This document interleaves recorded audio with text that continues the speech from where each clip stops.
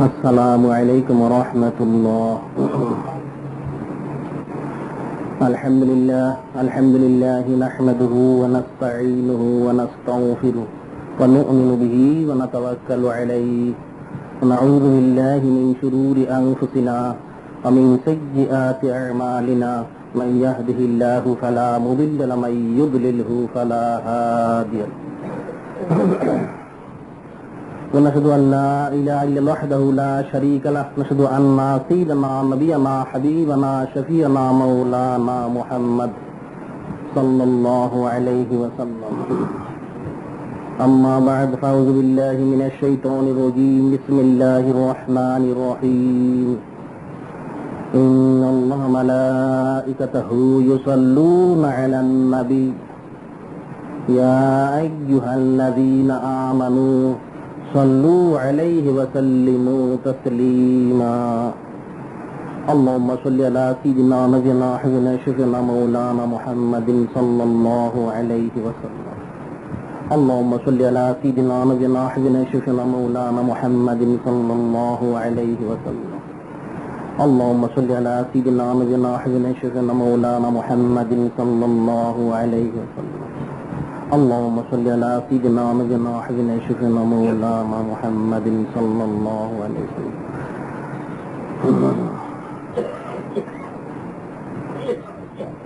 خطبة اليوم في ضم الدنيا.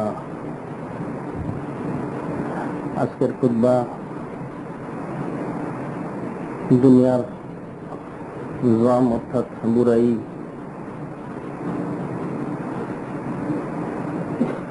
দুনিয়ার খারাপি যা আল্লাহ পাক কালামুল্লাহ শরীফে উল্লেখ করেছেন এবং আল্লাহ রাসূল সাইয়্যিদুল মুরসালিন ইমামুল মুরসালিন খাতামুন নবীন হুজুর পাক সাল্লাল্লাহু আলাইহি সাল্লাম হাদিস শরীফে উল্লেখ করেছেন, সে সম্পর্কে আলোচনা করা হবে।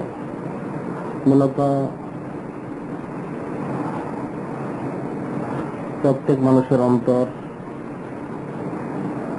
হয় আল্লাহ পাকের মহব্বত থাকবে অন্তরের মধ্যে, অথবা গায়রুল্লাহ অর্থাৎ দুনিয়ার মহব্বত থাকবে।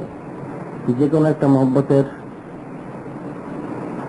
ধারক বাহক প্রত্যেক মানুষের অন্তর।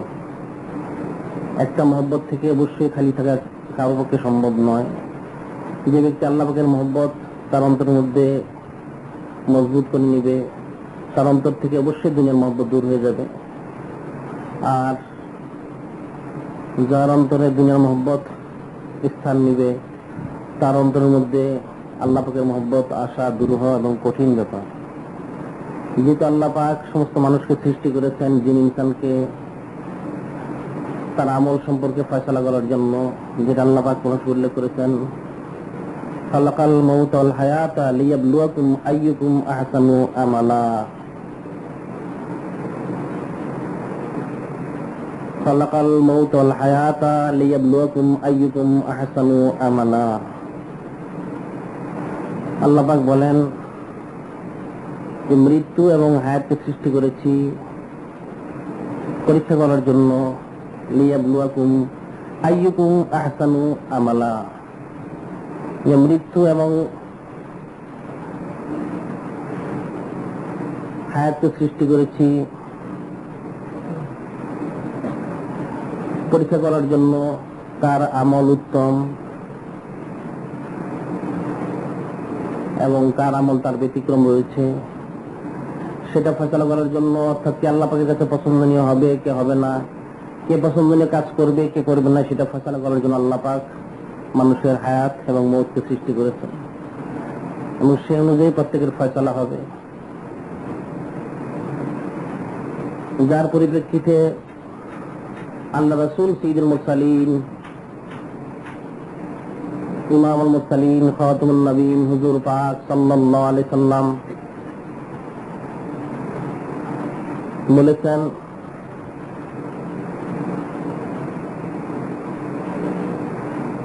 ফাইনাল আবদাল মুমিন বাইনা মাখাবাতাইন। ফাইনাল আবদাল মুমিন বাইনা মাখাবাতাইন বাইনাজাল কাদ মাজা লা ইয়াদরি মাল্লাহু সানিউন বিহ বাইনাজাল কাদ বাকিয়া লা ইয়াদরি মাল্লাহু কাযিম ফিহ। আল্লাহ রাসূল সাইয়্যিদুল মুরসালিন ইমামুল মুরসালিন খাতামুন নবীন হুজুর পাক সাল্লাল্লাহু আলাইহি ওয়াসাল্লাম বলেন যে দেখো, প্রত্যেক মুমিন মুসলমান যে রয়েছে দুটো বয়ের মধ্যে তারা রয়েছে। একটা হচ্ছে কাদ মাজা,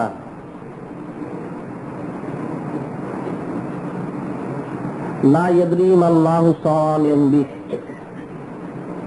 যেটা অতীত হয়ে গেছে একটা সময় তার জীবন থেকে, সে সম্পর্কে আল্লাহ পাক তার সাথে কি ব্যবহার করবেন সেটা সে জানে না, সেই জন্য সে ভীত সন্ত্রস্ত রয়েছে। বাইনাজাল কাদ বাকিয়া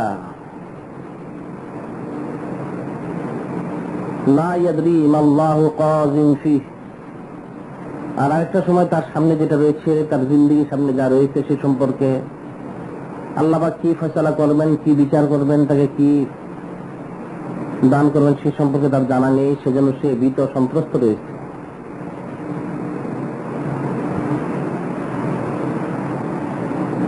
সেজন্য আল্লাহ রাসূল সাইয়্যিদুল মুরসালিন ইমামুল মুরসালিন খাতামুন নবীন হুজুর পাক সাল্লাল্লাহু আলাইহি ওয়াসাল্লাম বলেন,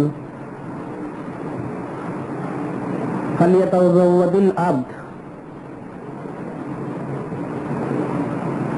মিন নাফসিহি লিনাফসিহি মিন হায়াতিহি লিমাউতিহি মিন শাবাবিহি লিকিবারিহি মিন দুনিয়াহু লিআখিরাতিহি। আজ প্রত্যেক বান্দার উচিত তার পাথর সংগ্রহ করা। কিসের পাথর সে সংগ্রহ করবে? মিন নাফসিহি লিনাফসিহি, তার নিজের জন্য, তার নিজ থেকে। মিন হায়াতিহি লিমাউতিহি, তার মৃত্যুর পর জিন্দেগি যে আসবে সে জিন্দেগির জন্য, তার দুনিয়াবী জিন্দেগি থেকে সে যেন ফায়দা হাসিল করে নেয়, পাথর সংগ্রহ করে নেয়। মিন শাবাবিহি লিকিবারিহি, তার যৌবনকালে সে যেন বৃদ্ধকালের জন্য পাথর সংগ্রহ করে নেয়।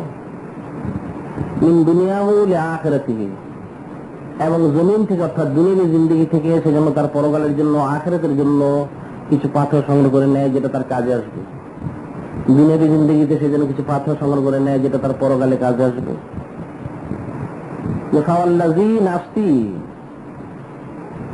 ফাওয়াল্লাযী নাফসি বিয়াদি, সে আল্লাহ পাকের কসম যার হাতে আমার প্রাণ রয়েছে, সে আল্লাহ পাকের কসম যার হাতে আমার প্রাণ রয়েছে। মা বাদাল মউত মুস্তাতাব, মা বাদাল মউত মুস্তাতাব, যে মৃত্যুর পরে কোনো রেজামন্দি হাসিল করার সুযোগ সুবিধা নেই। মৃত্যুর পর কোনো রেজামন্দি হাসিল করার, আল্লাহ পাকের সন্তুষ্ট হাসিল করার কোনো সুযোগ সুবিধা নেই। অলা বাদাদ দুনিয়া দারুন, অলা বাদাদ দুনিয়া দারুন ইল্লাল জান্নাহ আওয়ান নার, অলা বাদাদ দুনিয়া দারুন ইল্লাল জান্নাহ আওয়ান নার। এবং দুনিয়ার পরে কোনো ঘর নেই, দুনিয়ার পরে কোনো ঘর নেই, কোনো বাড়ি নেই, শুধু রয়েছে বেহেশত এবং দুজক। যেটা সে আমল করে উপযুক্ত হবে সেখানেই তাকে পৌঁছতে হবে। দুনিয়ার পর তার কোনো ঘর থাকবে না, বাড়ি থাকবে না, শুধু তার ওটাই থাকবে বেহেশত এবং দুজক, জান্নাত এবং জাহান্নাম। এখন সে আমল করে যেটার উপযুক্ত হবে, যেটার যোগ্যতা সে হাসিল করবে, ঠিক সেখানেই তাকে যেতে হবে। যদি তার আমল ভালো হয় তাহলে সে জান্নাতে যাবে, অন্যথা তাকে জাহান্নামে যেতে হবে।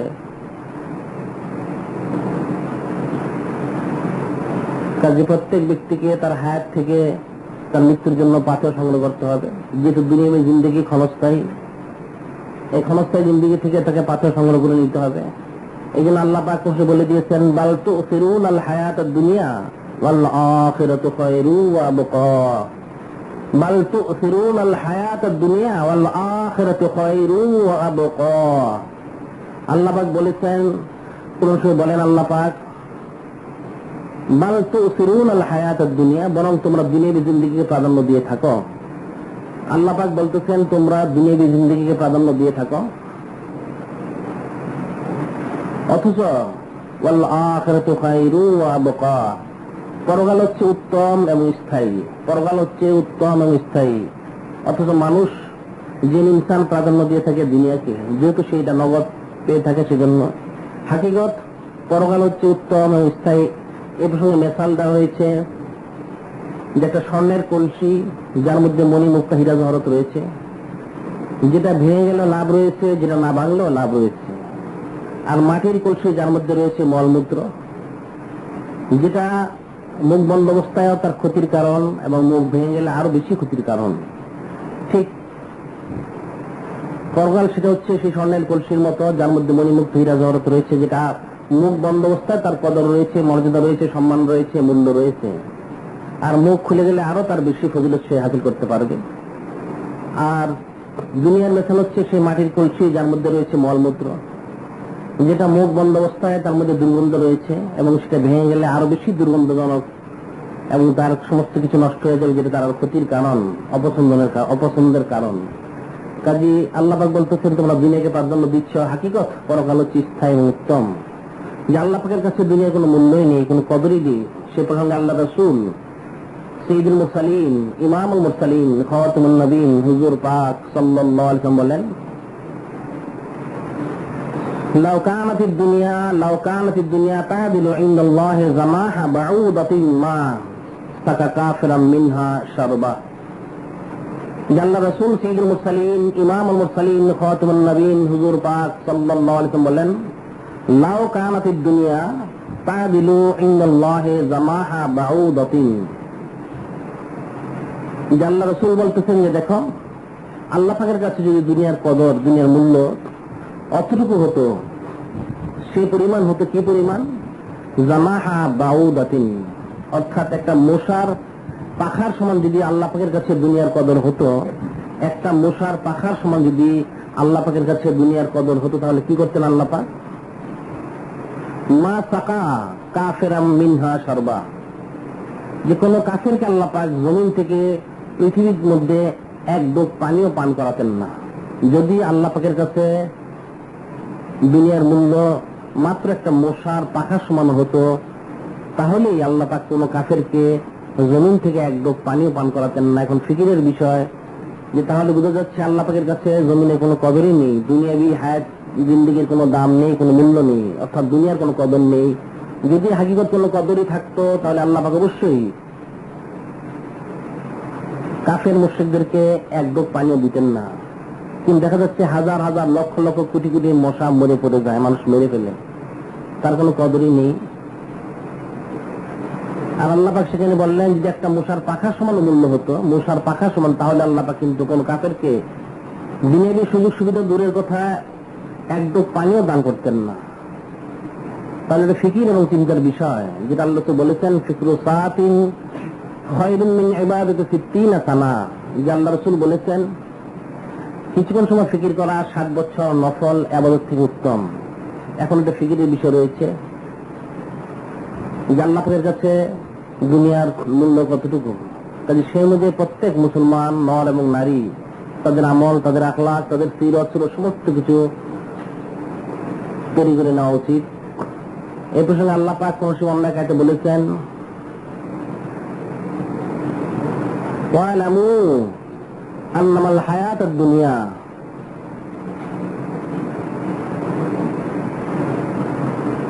আল্লাহ পাক বলতেছেন মানুষকে সতর্ক দিয়ে, ওয়ালামু আন্নামাল হায়াতুদ দুনিয়া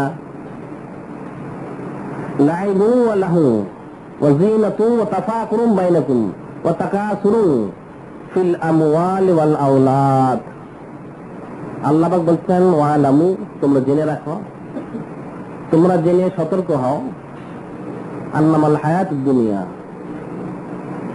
নিশ্চয় দিনের জিন্দেগি, লাইবু ওয়া লাহু ওয়া যিনাতু ওয়া তাফাকুরুম বাইনাকুম ওয়া তাকাসুরু ফিল আমওয়ালি ওয়াল আওলাদ, যে নিশ্চয়ই দিনের জিন্দেগি হচ্ছে কি লাইবু ওয়া লাহু, খেল তামাশা, ক্রীড়া কৌতুক, যিনাতু ওয়া তাফাকুরুম বাইনাকুম, সাজসজ্জা, পরস্পর ফকর, অহংকার, অহমিকা, ওয়া তাকাসুরু ফিল আমওয়ালি ওয়াল আওলাদ, সন্তান সন্ততি, মাল সম্পদ, বাড়ি গাড়ি, জায়গা সম্পত্তি ইত্যাদির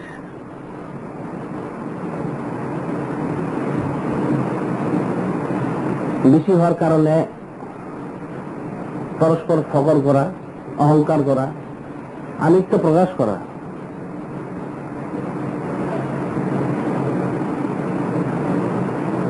আল্লাহ পাক বলতেন দুনিয়াবী জিন্দেগি হচ্ছে, তোমরা জেনে রাখো, হাকিকত যেটা দুনিয়া সেটাকে বলা হয়েছে খেল তামাশা, ক্রীড়া কৌতুকের স্থান, এবং পরস্পর পশুপতি ফখর করা, অহংকার করা,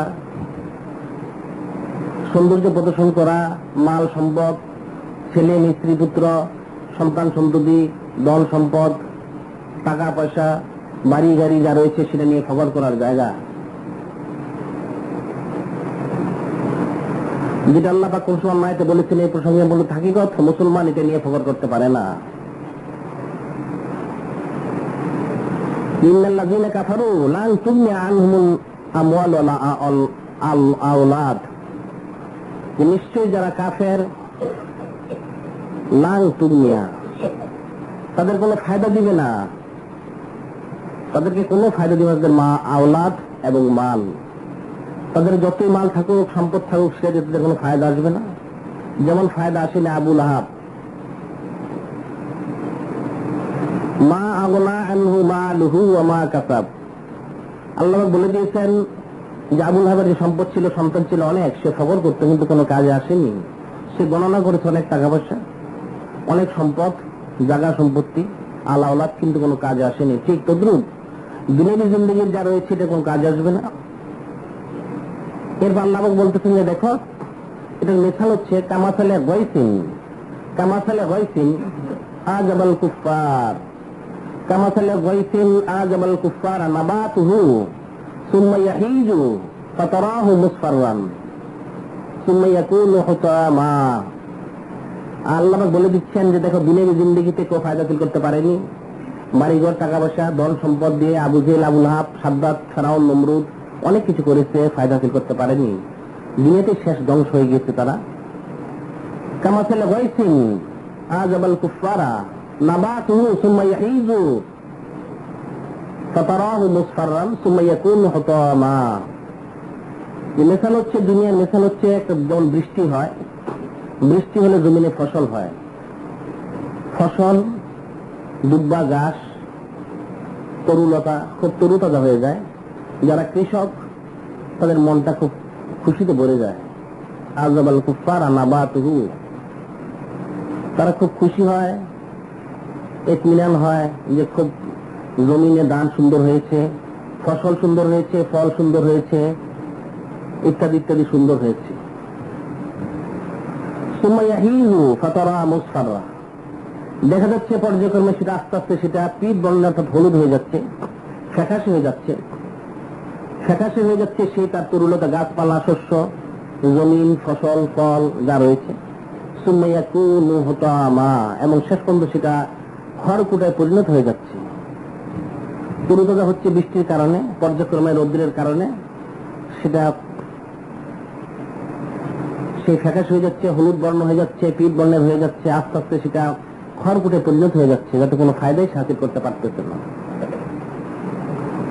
ঠিক দুনিয়াবী জিন্দেগি এরকম একটা মানুষ জন্মগ্রহণ করবে, সে শিশু হবে, কিশোর হবে, যুবক হবে, এরপর সে প্রৌঢ় হবে, বৃদ্ধ হবে, একদিন সে দুনিয়া থেকে বিদায় নিবে। অফিল আখিরাতে আযাবু শাদীদ মাগফিরাতুন মিনাল্লাহি ওয়া রিদওয়ান আমাল হায়াতুদ দুনিয়া ইল্লা মাতাউল গুরুর। আল্লাহ বলতেছেন, একটা বাচ্চা জন্মগ্রহণ করে, সে শিশু হয়, কিশোর হয়, যুবক হয়, প্রৌঢ় হয়, বৃদ্ধ হয়, একদিন সে ইন্তেকাল করে। ঠিক জমিনের ফসলগুলি যেমন তরুতাজা হয়, যুবক যখন তরুতাজা, এরপর আস্তে আস্তে পিঠ বর্ণ প্রৌঢ় হতে থাকে, সে পর্যায়ক্রম বৃদ্ধ, সেই ফসলগুলি যেমন খড়কুটে পরিণত হয়ে যায় শেষ পর্যন্ত, তদ্রুপ মানুষ শেষ পর্যন্ত মৃত্যুবরণ করে। তখন তার জন্য দুইটা ফসলে থেকে যায়, অফিল আখিরাতে আযাবু শাদীদ, অফিল আখিরাতে আযাবু শাদীদ ওয়া মাগফিরাতুন মিনাল্লাহি ওয়া রিদওয়ান। তার জন্য পরকালে দুটো জিনিস রয়ে যায় ইন্তেকাল করার পরে, সেটা হচ্ছে আযাবু শাদীদ, কঠিন শাস্তি, যদি সে আল্লাহ পাকের মতামত না হয়ে থাকে, আল্লাহ রাসূলের পথে পথ না হয়ে থাকে, দুনিয়াবী জিন্দেগি যদি সে হাকিকিভাবে কাজে না লাগিয়ে থাকে তাহলে তার জন্য কঠিন শাস্তি থেকে যায়। অথবা যদি সে আল্লাহর মতামত হয়ে থাকে, আল্লাহ রাসূলের পথ হয়ে থাকে, মাগফিরাতুম মিনাল্লাহি ওয়া রিদওয়ান, আল্লাহ পাকের তরফ থেকে তার জন্য ক্ষমা এবং সন্তুষ্টি, আল্লাহ পাকের তরফ থেকে তার জন্য ক্ষমা এবং সন্তুষ্টি। আমাল হায়াতুদ দুনিয়া ইল্লা মাতাউল গুরুর। আল্লাহ পাকের পর বলতেছেন, দেখো হাকিকত দুনিয়াবী জিন্দেগি ধোঁকা ব্যতীত কিছু নয়, দুনিয়াবী জিন্দেগি আসলে ধোঁকা ব্যতীত কিছু নয়, তুমি সেটা বুঝবে না। এরপর আল্লাহ পাক বলতেছেন, সাবিকু ওয়া সাবিকু ইলা মাগফিরাতিন মির রাব্বিকুম ইলা মাগফিরাতিন মির রাব্বিকুম ওয়া জান্নাতিন আরদুহা কারদিস সামাই ওয়াল আরদ উইদ্দাত লিল্লাযিনা আমানু বিল্লাহি ওয়া রাসূলিহি যালিকা ফাদলুল্লাহি ইউতিহি মান ইয়াশা আল্লাহু যুল ফাদলিল আযীম। যে আল্লাহ পাক বলে দিয়েছেন, সাবিকু ইলা মাগফিরাতিন মির রাব্বিকুম ওয়া জান্নাতিন, সাবিকু ইলা মাগফিরাতিন মির রাব্বিকুম ওয়া জান্নাতিন, তোমরা সেদিকে দাবিত হও, দ্রুত গতিতে চলতে থাকো। মাগফিরাতিন মির রাব্বিকুম, তোমার আল্লাহ পাকের ক্ষমার দিকে, ওয়া জান্নাতিন, আল্লাহ পাক তোমাদের জন্য জান্নাত তৈরি করেছেন, সেদিকে দাবিত হও। আরদুহা কারদিস সামাই ওয়াল আরদ, যার প্রশস্ততা জমিন এবং আকাশ তার চেয়ে বেশি হাকিকত, যার প্রশস্ত হয়েছে জমিন আকাশের মতো, বরং তার চেয়ে বেশি। উইদ্দাত লিল্লাযিনা আমানু বিল্লাহি ওয়া রাসূলিহি, যেটা তৈরি করা হয়েছে যারা ঈমান এনেছে আল্লাহ পাকের প্রতি এবং রাসূলগণের প্রতি, যেটা তৈরি করা হয়েছে ওই সমস্ত ঈমানদারদের জন্য যারা ঈমান এনেছে আল্লাহ পাকের প্রতি এবং আল্লাহ রাসূলের প্রতি। যালিকা ফাদলুল্লাহি ইউতিহি মান ইয়াশা আল্লাহু যুল ফাদলিল আযীম, যে আল্লাহ পাক যাকে ইচ্ছা খাস রহমত বর্ষণ করেন এবং আল্লাহ পাক ফজল এবং করমের অধিকারী। আল্লাহ পাক যাকে ইচ্ছা ফজল, করম, রহমত, দয়া, দান ইত্যাদি দিতে পারেন। সেজন্য আল্লাহ পাক বলে দিয়েছেন যে দেখো দুনিয়াবী জিন্দেগি হচ্ছে ক্ষণস্থায়ী জিন্দেগি, ধোঁকার জিন্দেগি, এতে তোমরা মশগুল হয়ে যেও না, তোমাদের উচিত হবে সেদিকে দাবিত হওয়া। সাবিকু ইলা মাগফিরাতিন মির রাব্বিকুম ওয়া জান্নাতিন, সেই আল্লাহ পাকের রহমতের দিকে, মাগফিরাতের দিকে এবং জান্নাতের দিকে। যে জান্নাতে রয়েছে আল্লাহ পাকের সন্তুষ্টি, আল্লাহ পাকের রজামন্দি, সেদিকে তোমরা দাবিত হও। এবং যেটা আল্লাহ পাক তৈরি করেছেন ঈমানদারদের জন্য, যারা বিশ্বাস করে, ঈমান আনে বা এনেছে আল্লাহ পাকের প্রতি এবং আল্লাহ রাসূলের প্রতি, কাজে তোমরা সেদিকে দাবিত হও। এবং আল্লাহ পাক যাকে ইচ্ছা ফজল, করম, দয়া, দান দিয়ে থাকেন, যেটা আল্লাহ পাক এগুলির মালিক, কাজে প্রত্যেক ব্যক্তিকেই সেদিকে দাবিত হতে হবে। কারণ দুনিয়াবী জিন্দেগিতে সে মশগুল হয়ে যায়, তার ইহকালও বরবাদ হয়ে যাবে, তার পরকালও বরবাদ হয়ে, সেটা আল্লাহ পাক বলে দিয়েছেন যে তোমরা কখনোই কোন অবস্থাতেই দুনিয়াকে প্রাধান্য দিও না। এই জন্য আল্লাহ রাসূল সাইয়্যিদুল মুরসালিন, ইমামুল মুরসালিন, খাতামুন নবীন হুজুর পাক সাল্লাল্লাহু আলাইহি সাল্লাম হাদিসে ইরশাদ করেন যে আল্লাহে মাদ দুনিয়া ফিল আখিরাতি, আল্লাহে মাদ দুনিয়া ফিল আখিরাতি ইল্লা নিসফু মা ইয়াজআলু আহাদুকুম ইসবাউ ফিল ইয়ামনি ফালয়ানজুর বিমা ইয়ারজি।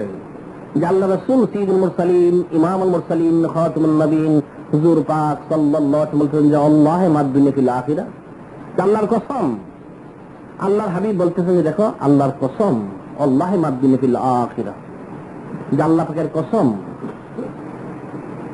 যে পরকালের তুলনায় দুনিয়া কতটুকু, পরকালের তুলনায় দুনিয়া কতটুকু, আল্লাহর কসম, আল্লাহে মাদ দুনিয়া ফিল আখিরা ইল্লা মিসলু মা ইয়াজআলু আহাদুকুম ইসবাউ ফিল ইয়ামনি ফালয়ানজুর বিমা ইয়ারজি।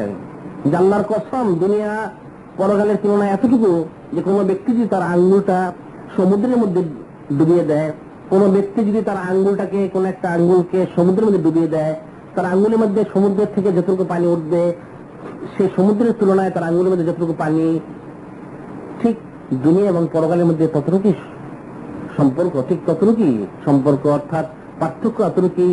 তার সমুদ্রে যতটুকু পানি রয়েছে আর তার আঙ্গুলে যতটুকু পানি উঠেছে, এর মধ্যে যতটুকু সম্পর্ক রয়েছে, পার্থক্য রয়েছে, ঠিক ততটুকু পার্থক্য ইহকাল এবং পরকালের মধ্যে। চিন্তা এবং ফিকিরের বিষয়ে আল্লাহ রাসূল কসম খেয়ে বলেছেন যে আল্লাহর কসম, তোমরা জেনে রাখো এর চেয়ে বেশি নয়, বরং এর চেয়ে কম। দুনিয়ার জিন্দেগি ক্ষণস্থায়ী, পরকালের জিন্দেগি হচ্ছে স্থায়ী। কাজী দুনিয়ার জিন্দেগির জন্য মানুষ হায় হুতাশ করে তার ইহকাল তো বরবাদ করেই, সাথে সাথে তার পরকালটা নষ্ট করে দেয়। কাজী সেটাতে যেন সে অস্থির না হয়ে, বেকার না হয়ে, আল্লাহর মতামত হওয়ার জন্য, আল্লাহ রাসূলের পথে পথ হওয়ার জন্য সে যেন কোশিশ করে। এই প্রসঙ্গে বলা হয় যে আল্লাহ রাসূল সাইয়্যিদুল মুরসালিন, ইমামুল মুরসালিন, খাতামুন নবীন হুজুর পাক সাল্লাল্লাহু আলাইহি ওয়াসাল্লাম বলেন, আদ-দুনিয়া জিফাতুন তালাবুহা কালাবুন আর দুনিয়া জিফাতুন তলাবুহা কেলাবুন, দুনিয়া হচ্ছে মুর্দা সদৃশ, দুনিয়া হচ্ছে মুর্দার মতো, তার তালাশকারী হচ্ছে কুকুর। মুর্দাকে সাধারণত কুকুরে খেয়ে থাকে, অন্য কেউ সেটা তালাশ করে না। যে দুনিয়া হচ্ছে মুর্দার মতো এবং তার তালাশকারী হচ্ছে কুকুর, তাহলে বুঝা যাচ্ছে যারা দুনিয়াকে তালাশ করবে তারা কুকুরের মতো, তারা তো মানুষের মতো নয়, পশুর মতো। এই প্রসঙ্গে বলা হয় যে আল্লাহর হাবিব সাইয়্যিদুল মুরসালিন, ইমামুল মুরসালিন, খাতামুন নবীন হুজুর পাক সাল্লাল্লাহু আলাইহি সাল্লাম একদিন কিছু সাহাবায়ে কিরাম রাদিয়াল্লাহু তাআলা আনহুদেরকে নিয়ে কোথাও যাচ্ছিলেন। কিছু সাহাবায়ে কিরাম রাদিয়াল্লাহু তাআলা আনহুদেরকে নিয়ে কোথাও যাচ্ছিলেন। রাস্তায় দেখলেন একটা মরা বকরি, মরা বকরির বাচ্চা, একটা বকরির বাচ্চা মরে পড়ে আছে রাস্তায়। আল্লাহর হাবিব সাইয়্যিদুল মুরসালিন, ইমামুল মুরসালিন, খাতামুন নবীন হুজুর পাক সাল্লাল্লাহু আলাইহি ওয়াসাল্লাম বললেন, হে সাহাবায়ে কিরাম, হে আমার সাহাবায়ে কিরাম, তোমরা কি এই মরা বকরির বাচ্চাটা খরিদ করবে? কেউ মরা বকরির বাচ্চাটা কি কেউ খরিদ করবে? হযরত সাহাবায়ে কিরাম রাদিয়াল্লাহু তাআলা বলেন, ইয়া রাসূলুল্লাহ, ইয়া হাবিব আল্লাহ সাল্লাল্লাহু আলাইহি সাল্লাম, কত মূল্য? যে 1 দিরহাম। 1 দিরহাম দিয়ে কি খরিদ করবে তোমরা? ওনারা বললেন, ইয়া রাসূলুল্লাহ, ইয়া হাবিব আল্লাহ সাল্লাল্লাহু আলাইহি সাল্লাম, এটা যদি 1 দিরহাম দিয়ে আমরা খরিদ করি তাহলে আমাদের 1 দিরহামই নষ্ট হয়ে যাবে, কারণ এই মুদ্রাকে খরিদ করে আমরা কি করব? এই মুদ্রাটাকে খরিদ করে আমরা কি করব? তখন আল্লাহর হাবিব সাইয়্যিদুল মুরসালিন, ইমামুল মুরসালিন, খাতামুন নবীন হুজুর পাক সাল্লাল্লাহু আলাইহি ওয়াসাল্লাম বললেন যে দেখো, আর দুনিয়া জিফাতুন তলাবুহা কালাবুন, দুনিয়া ঠিক এই মুদ্রার মতোই, দুনিয়া মুদ্রার মতো এবং তার তালাশকারী হচ্ছে কুকুর। এই মুদ্রাকে যেমন কুকুর তালাশ করে, মানুষ কিনবে না, কিনলেই পয়সা নষ্ট হবে, ঠিক তদ্রুপ দুনিয়াকে যারা ইমানদার, যারা আল্লাহওয়ালা, তারা দুনিয়াকে গ্রহণ করে না। একমাত্র যারা কুকুরের মতো, যাদের স্বভাব, যাদের খাসলত, যাদের আদত, চাল চলন, সিরত সুরত, তারাই দুনিয়াকে গ্রহণ করতে পারে। অন্য কোন ব্যক্তির পক্ষে দুনিয়া গ্রহণ করা সম্ভব নয়। যারা আল্লাহ পাককে চায়, যারা আল্লাহ রাসূলকে চায়, তাদের পক্ষে দুনিয়া গ্রহণ করা সম্ভব নয়। কাজে দুনিয়া হচ্ছে মুর্দার মতো, কাজে মুর্দাকে একমাত্র তালাশ করে কুকুরে যায়। কাজে যেটা মনে রাখতে হবে যে দুনিয়ার মোহগ্রস্ত যেন আমরা না হই। আল্লাহ পাকের মহব্বত, আল্লাহ রাসূল সাইয়্যিদুল মুরসালিন, ইমামুল মুরসালিন, খাতামুন নবীন হুজুর পাক সাল্লাল্লাহু আলাইহি ওয়াসাল্লাম মহব্বতে, ওনার মতে এবং পথে আমাদের থাকতে হবে, তাহলে আমাদের জন্য কামিয়াবি। এই জন্য আল্লাহ পাক অন্য আয়াতে বলে দিয়েছেন, কাল্লা বাল তুহিব্বুনাল আজিলা ওয়া তাযারুনাল আখিরাহ, কাল্লা বাল তুহিব্বুনাল আজিলা ওয়া তাযারুনাল আখিরাহ, কখনো না, বরং তোমরা দুনিয়াকে মহব্বত করে থাকো। তুহিব্বুনাল আজিলা ওয়া তাযারুনাল আখিরাহ, আর পরকালকে তোমরা গুরুত্ব দাও না, ওটা ছেড়ে দিয়েছো। তোমরা দুনিয়াকে প্রাধান্য দিয়ে থাকো, দুনিয়াকে মহব্বত করে থাকো, দুনিয়াকে তোমরা ভালো মনে করে থাকো, হায়াত পরকালকে তোমরা গুরুত্বই দাও না এবং সেটাকে তোমরা ছেড়ে দিয়েছো, দুনিয়াকে তোমরা প্রাধান্য দিয়েছো এবং মহব্বত করেছো। যার মূলত যে দুনিয়াকে মহব্বত করবে তার ইহকাল যেমন ক্ষতি হবে, সাথে তার পরকালও ক্ষতি হবে। যেটা এত ক্ষতি হবে সেটা তার বলার অপেক্ষা রাখে না। যেন আল্লাহ রাসূল সাইয়্যিদুল মুরসালিন, ইমামুল মুরসালিন, খাতামুন নবীন হুজুর পাক সাল্লাল্লাহু আলাইহি ওয়াসাল্লাম বলেন, মান আহাব্বা দুনিয়াহু আদাররা বিআখিরাতিহি, মান আহাব্বা দুনিয়াহু আদাররা বিআখিরাতিহি, ওমান আহাব্বা আখিরাতাহু আদাররা বিদুনিয়াহু, ফাআসিরু মা ইয়াবকা আলা মা ইয়াফনা। আল্লাহ রাসূল সাইয়্যিদুল মুরসালিন, ইমামুল মুরসালিন, খাতামুন নবীন হুজুর পাক সাল্লাল্লাহু আলাইহি ওয়াসাল্লাম বলেন, দেখো, মান আহাব্বা দুনিয়াহু আদাররা বিআখিরাতিহি, যে দুনিয়াকে মহব্বত করলো সে তার পরকালকে ক্ষতি করলো। ওমান আহাব্বা দুনিয়াহু আদাররা বিআখিরাতিহি, যে দুনিয়াকে মহব্বত করলো সে তার পরকাল ক্ষতি করলো। ওমান আহাব্বা আখিরাতাহু আদাররা বিদুনিয়াহু, আর যে পরকালকে মহব্বত করলো তার কিছু অবশ্যই দুনিয়ায় ক্ষতি হবে, কিছু তার দুনিয়ায় ক্ষতিগ্রস্ত হবে। ফাআসিরু মা ইয়াবকা আলা মা ইয়াফনা, আল্লাহ রাসূল বলে দিয়েছেন, কাজে তোমরা যেটা স্থায়ী সেটাকে অস্থায়ী প্রাধান্য দাও, যেটা স্থায়ী সেটাকে অস্থায়ী প্রাধান্য দাও। তোমরা দিনকে দুনিয়ার উপর অর্থাৎ পরকালকে ইহকালের উপর প্রাধান্য দাও, তাহলে তোমার জন্য কামিয়াবি, তোমাদের ইহকাল এবং পরকালে। এই প্রসঙ্গে বলা হয় হযরত হারাম ইবনে হাব্বান একজন তাবেঈ ছিলেন, বিশিষ্ট বুজুর্গ আল্লাহর ওলি। বিশিষ্ট বুজুর্গ আল্লাহর ওলি ছিলেন, তাবিঈ ছিলেন। উনি বর্ণনা করেছেন যিনি হযরত ওয়াইস আল কারনী রহমতুল্লাহর নাম শুনেছেন। তো ওনার বনে তারজু ছিল হযরত ওয়াইস আল কারনী রহমতুল্লাহ, বিরাট বুজুর্গ, বিশিষ্ট বুজুর্গ, খায়রুত তাবিঈন, যিনি সাহাবায়ে কেরামের পরে শ্রেষ্ঠ মানুষ হযরত ওয়াইস আল কারনী রহমতুল্লাহ আলাইহি। হযরত হারাম ইবনে হাব্বান রহমতুল্লাহ বলেন যে আমার মনে ইচ্ছা হলো আমি ওনার সাক্ষাৎ লাভ করি, কিন্তু উনি যেহেতু জঙ্গলে জঙ্গলে থাকেন, কি করে সাক্ষাৎ হবে? আমি একবার মানুষ থেকে জিজ্ঞাসা করে উনি যে জঙ্গলে ছিলেন সেই জঙ্গলে গেলাম, ওনার সাক্ষাতের আশায় ঘুরতে লাগলাম। হঠাৎ দেখলাম একজন লোক এক জঙ্গল থেকে বেরিয়ে আসলেন। আমি ওনাকে চিনি না, জানি না, কখনো আমার সাথে সাক্ষাৎ হয়নি। এসে উনি সরাসরি বললেন, হে হারাম ইবনে হাব্বান, তুমি আমাকে তালাশ করতেছো কেন? কি কারণ? তুমি আমাকে তালাশ করতেছো কি কারণ? হযরত হারাম ইবনে হাব্বান রহমতুল্লাহ তাজ্জুব হয়ে গেলেন, বললেন, হুজুর বেয়াদবি মাফ করবেন, আপনি কি ওয়াইস আল কারনী? উনি বললেন, হ্যাঁ, মানুষ আমাকে সেটা বলে থাকে। তখন উনি বললেন, আমি জিজ্ঞাসা করলাম, হুজুর আপনি আমার কি করে আমার নাম জানলেন, আমার পিতার নাম জানলেন?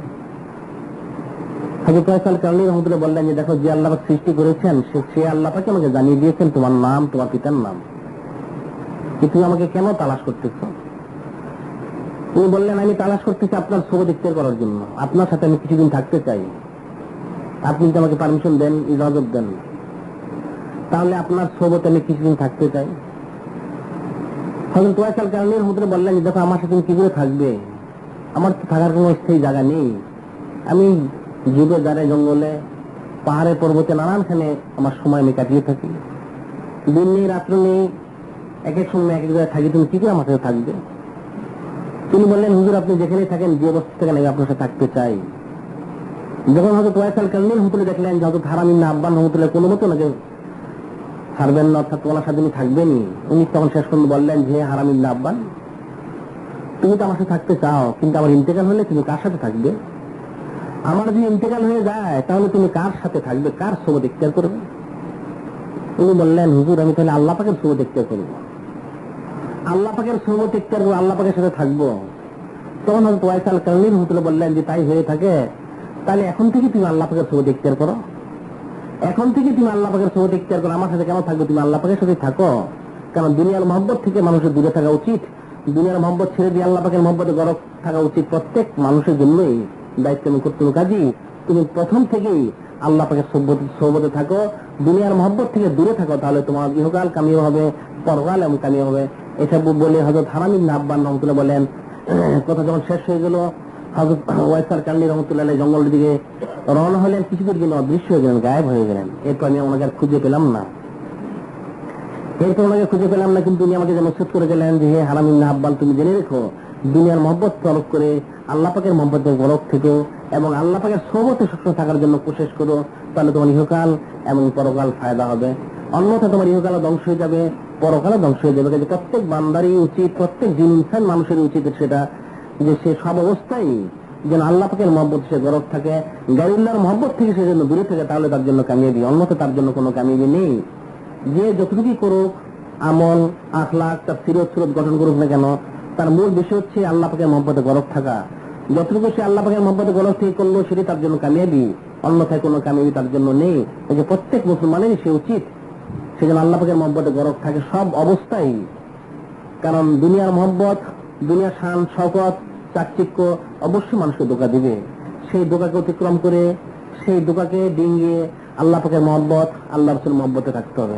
কারণ আল্লাহ পাক মুসলমানদের তৈরি করেছেন আল্লাহ পাকের ইবাদত বন্দেগীর জন্য, আল্লাহ সন্তুষ্টির জন্য, যেটা হাদিসে বলা হয়েছে আর দুনিয়া সিজনুল মুমিন জান্নাতুল কাফির, আর দুনিয়া সিজনুল মুমিন জান্নাতুল কাফির। দুনিয়া হচ্ছে মুমিনদের জন্য কারাগার, দুনিয়া হচ্ছে মুমিনদের জন্য কারাগার, আর কাফিরদের জন্য হচ্ছে বালাখানা। জান্নাত কাফিররা যা ইচ্ছা তাই করতে পারে, তাদের যা মনে হয়, যা ইচ্ছে হয় সেটাই তারা করতে পারে, তাদের কোনো বাধা ধরা নিয়ম নেই, কোনো আইন কানুন নেই, তাদের একটাই হচ্ছে যে তারা মনের খুশি মতো করবে, কিন্তু ইন্তেকালের পরে তারা জাহান্নামে চলে যাবে। আর মুসলমানদের এখতিয়ার, অর্থাৎ তাদের নিজস্ব মন মতো কোনো কাজ তারা করতে পারবেন না। প্রত্যেকটা কাজ আল্লাহ পাকের মতামত হতে হবে, আল্লাহ রসুলের পথে পথ হোক, তাহলে তার জন্য কামিয়াবি।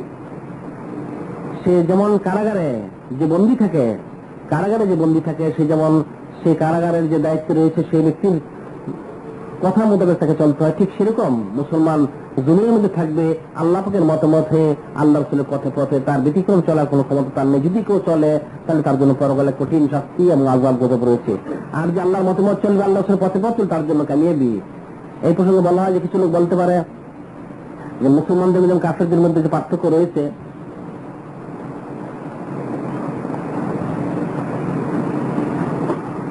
কিছু লোক বলে থাকে যে মুসলমান আল্লাহ পাকের প্রিয় পাত্র, আল্লাহ পাকের মহব্বতের পাত্র, আর কাফের যারা রয়েছে নাস্তিক, বিধর্মী, বেদিন, ইহুদি, নাসারা, হিন্দু, বৌদ্ধ, মজুসি, মুশরিক, অন্যান্য বিধর্মী যারা রয়েছে তারা তো আল্লাহ পাকের পছন্দনীয় নয়। কিন্তু দেখা যাচ্ছে যারা কাফের রয়েছে, বিধর্মী রয়েছে, তাদের দুনিয়ার শান শৌকত অনেক বেশি, অনেক সুরতান। প্রকাশ্যে আমরা দেখি শান শৌকত, বিলাসিতা, তাদের অনেক সম্পদ রয়েছে, বিশেষ সম্পত্তি রয়েছে, অনেক কিছু দেখা যায় প্রকাশ্যে সুরতান।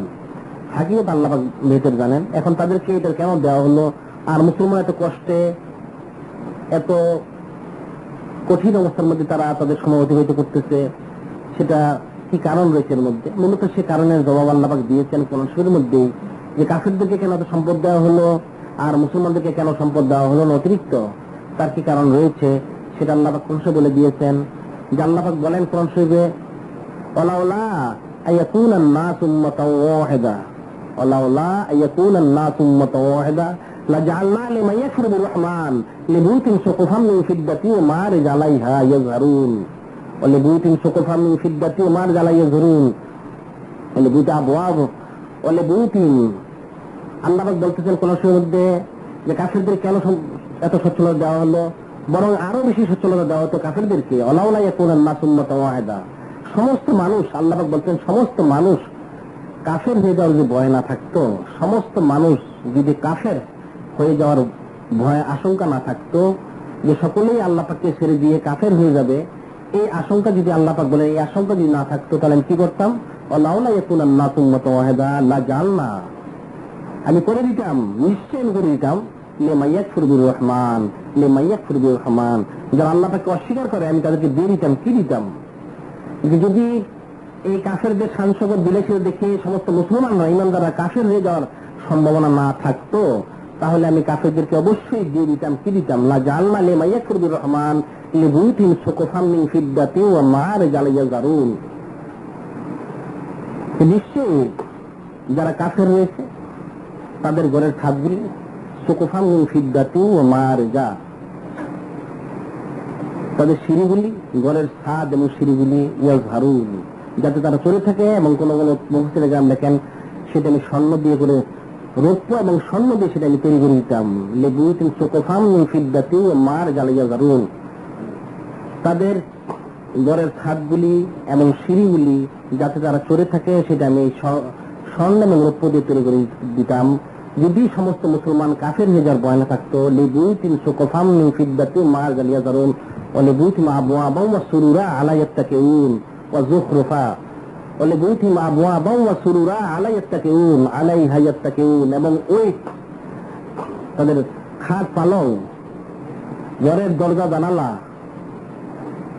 চেয়ার টেবিল যাতে তারা বসে থাকে, হেলান দিয়ে থাকে, সমস্ত কিছু রৌপ্য এবং স্বর্ণের আমি তৈরি করে দিতাম।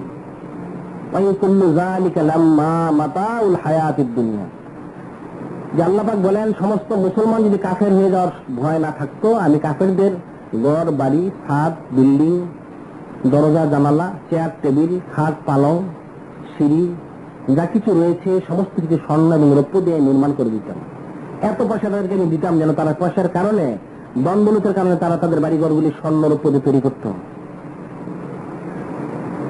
কুল্লু যালিকা লাম্মা মাতাউল হায়াতিদ দুনিয়া, আল্লাহ পাকের উপর বললেন যে দেখো হাকিকত এই সমস্ত কিছুই, এই যা আমি বললাম সমস্ত কিছু দুনিয়াবী সম্পদ।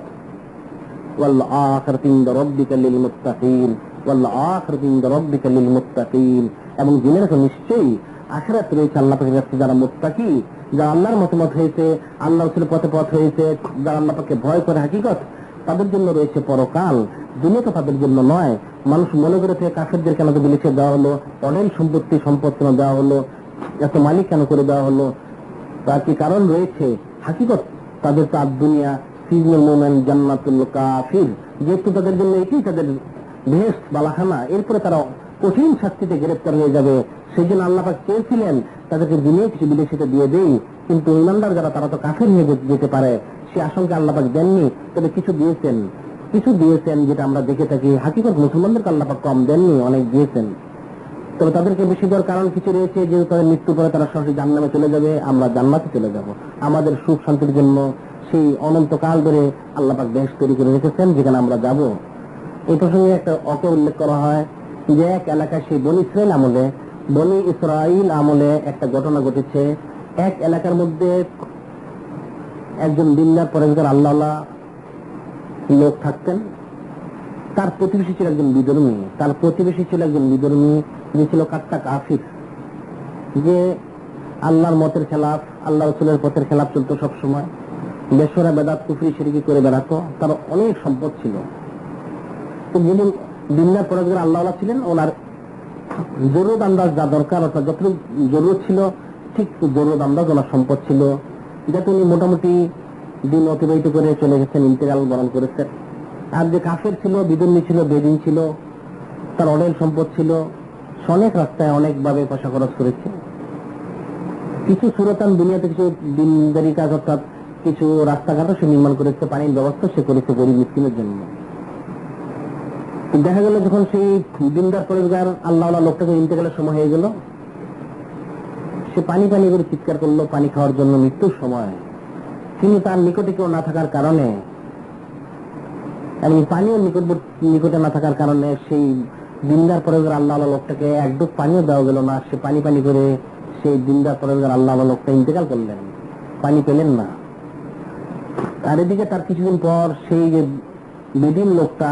বিধর্মী লোকটা তার ইন্তেকালের সময় হয়ে গেল, তার অসুখ হয়ে গেল, অসুস্থ হয়ে গেল। তার ছেলেরা, অনেক ছেলে ছিল, সন্তান ছিল, তারা বড় বড় ডাক্তার এনে দেখালো।